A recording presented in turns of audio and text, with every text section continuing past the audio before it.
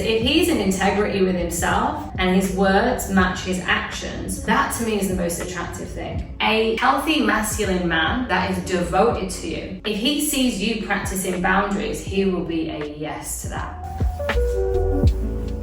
Hello, my loves, I'm back. And I have a question for you. If you're a 40-something woman back out into the world of dating, do you find yourself constantly looking for red flags when dating someone new? Or maybe you find yourself turning the red flags into pink ones. This is so easy to do when you have had your heart broken, or you found yourself back in the world of dating after years of healing from a heartbreak. And today I'm going to show you how to move your mindset away from red flag searching and into green flags. To share with you, for those of you that might not know what red flags are, but red flags essentially are when we go into dating specifically looking for all the ways in which this man is a no. All the ways in which this man is gonna hurt us, abandon us, reject us, is not fully showing up for us, and it's a defensive energy. It puts us into almost like a bracing for disappointment. Though we absolutely get to be really mindful of if someone's disrespecting us, or if a man is not showing up in the way in which we deeply, deeply desire and with intention of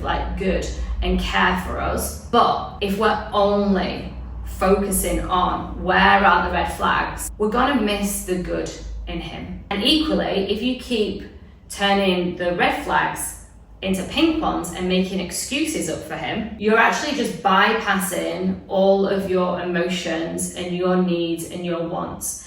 And either way, you're stuck in joyless dating. And I want to help you move out of that. This is what happens when you start shifting your mindset to actually look for green flags versus looking for the red ones. And green flags essentially are signs of emotional availability, compatibility, intimacy, chemistry, shared values, shared things in common, giving each other space. So green flags are essentially the things that feel good in our system in order to be able to discern if we're moving into something from our own past wounding versus this clean energy, this knowing of intuitively what is good for us and what isn't. It's really important that you do the healing work to release the wounds of your past relationships and anything that you're still carrying from that space, because otherwise you're going to take that into your new relationship and it's going to create the red flag syndrome. So the emphasis of green flags is you do your own inner healing and self-security, and then you move into a relationship. You don't need to be fully healed, but you need to be happy enough within yourself and within your past and know what you want, know what you need, and then move into this relationship trusting and knowing that you have got your own back and you'll be able to see if it is a true red flag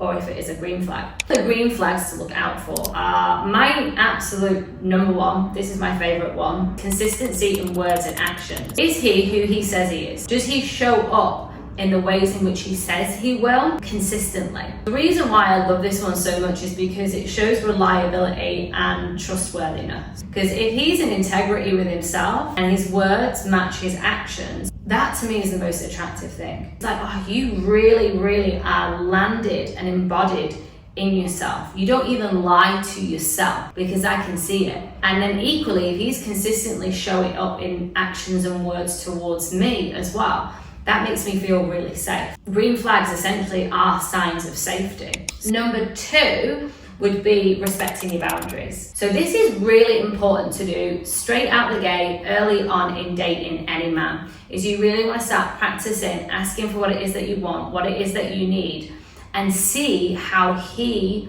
responds and reacts to you stating your boundaries. Because here's the thing, a healthy masculine man that is devoted to you, that wants to support you, that wants to see you happy, that wants to see you in your pleasure, that wants to see you in your highest, if he sees you practicing boundaries, he will be a yes to that. Because there is nothing more attractive for a man than a woman that is really holding herself, that knows herself and is respectful of herself. So being able to discern is he responding to my requests in a really clean way, in a really honoring way, or is he trying to challenge them all the time, or completely disrespecting them. Another thing is emotional availability.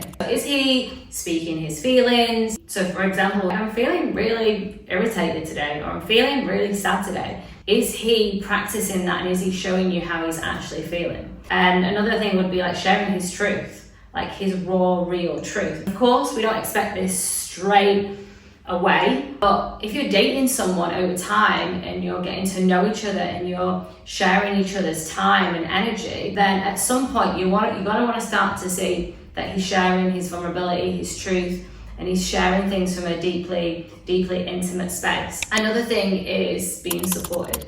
Is he supporting and encouraging you in all of your endeavors? If you go for that job interview, is he sharing like, oh, good luck, like, I really hope that it goes really well for you. You know that you're amazing at what it is that you do. And just really being that anchor for you of, you've got this. Because we all get to be our own cheerleaders, but it's also amazing when we have that support system that other people see, like the amazingness in us as we see in ourselves. Another huge one for the green flag checklist is mutual effort. Can you genuinely see and measure that he's putting in as much effort as you? When I say measure, what I mean is you want to see like tangible ways in which he is putting effort in, just as you are. So a simple way of looking at this is like, is he also recommending that you go out on a date night? Is he also making a move to make arrangements? Is he also creating time and space and being really intentional with your time together? And are you as well? Because in any of this,